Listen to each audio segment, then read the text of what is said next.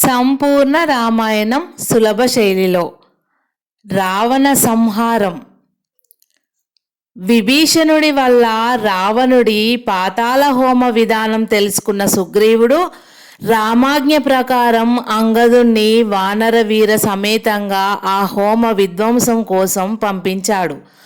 అంగదుడు లంకలో ప్రవేశించి మండోదరిని జుట్టు పట్టుకొని ఈడ్చుకుంటూ శివాలయం వద్దకు వెళ్ళాడు. ఆ శివాలయం చుట్టూ కాపలా కాస్తున్న రాక్షస వీరులను వానర వీరులు వధించారు. అంగదుని చేత పరాభవింపబడుతున్న తన పట్టమహిషి దీనాలాపనలు విని రావణుడు రుద్రయాగం విడిచిపెట్టి దీక్ష నుంచి లేచాడు. అంగదాదులను పారద్రోలి నిట్టూర్పులు నిగుడిస్తూ మండోదరిని చూస్తూ, దేవి, రుద్రయాగం పూర్తి అయి ఉంటే ఆ రాముణ్ణి ఒక్క బాణంతోనే చంపి ఉండేవాడిని. శివుడు తన భూతగణాలతో విఘ్నేశ్వర వీరభద్ర కుమారస్వామి ప్రభుతులతో నాలో ఆవహించి ఉండేవాడు. ఈ వానరుల వల్ల కార్యహాని జరిగింది. ఇక ఇదే నా అంతిమ యుద్ధం. రామ లక్ష్మణులను వధించడమో లేదా వారి చేత వధింపబడమో జరుగుతుంది అంటూ దుఃఖిస్తోన్న మండోదరిని విడిచిపెట్టి శివాలయం నుండి రోషంతో బయలుదేరాడు రావణుడు.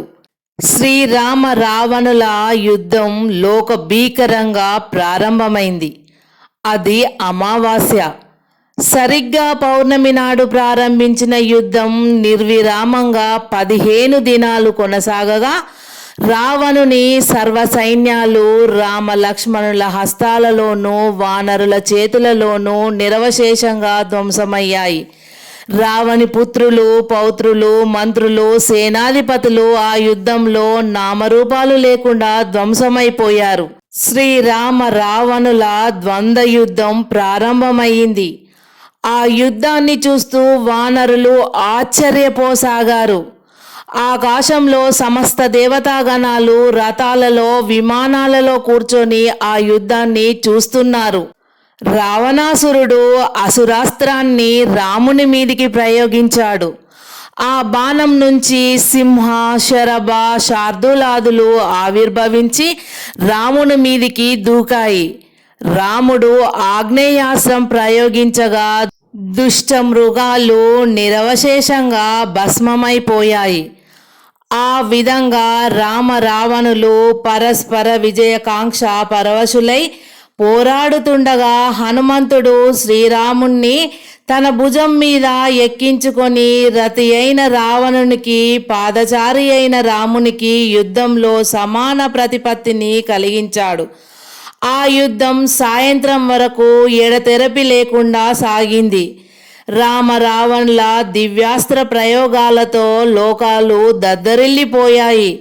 చివరకు రాముడు బ్రహ్మాస్త్రాన్ని వింట సంధించి అగస్త్య మునీంద్రుడు తనకు ఉపదేశించిన ఆదిత్య హృదయం అనే శత్రుజన హననమైన మహామంత్రాన్ని జపించగా సూర్యుడు తన ప్రచండ కాంతిని బ్రహ్మాస్త్రంలో ఇమిడ్చాడు.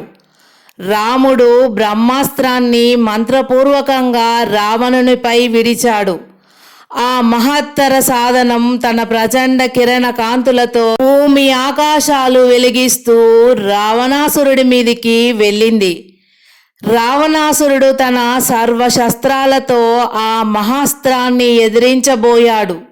కానీ బ్రహ్మాస్త్రం సూర్య తేజస్సుతో వెలుగుతూ రావణుని అస్త్రాలన్నింటినీ రూపుమాపి అతని హృదయమందు దూసుకెళ్ళింది.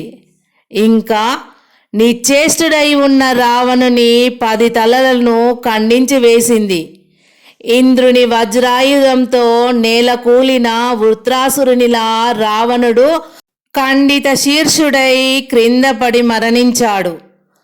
రావణ వధతో సమస్త లోకాలు ఆనందోత్సాహాలతో హర్షోల్లాసాలను వ్యక్తపరిచాయి.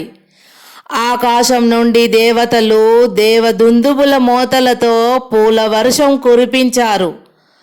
ఆ విధంగా రావణుణ్ణి వధించగానే వానర వీరులు పరమోత్సాహంతో సింహనాదాలు చేస్తూ గంతులు వేస్తూ జయ జయ ధ్వానాలతో శ్రీరామచంద్ర ప్రభువుకు జై, శ్రీరామచంద్ర ప్రభువుకు జై అంటూ స్తోత్రం చేయసాగారు.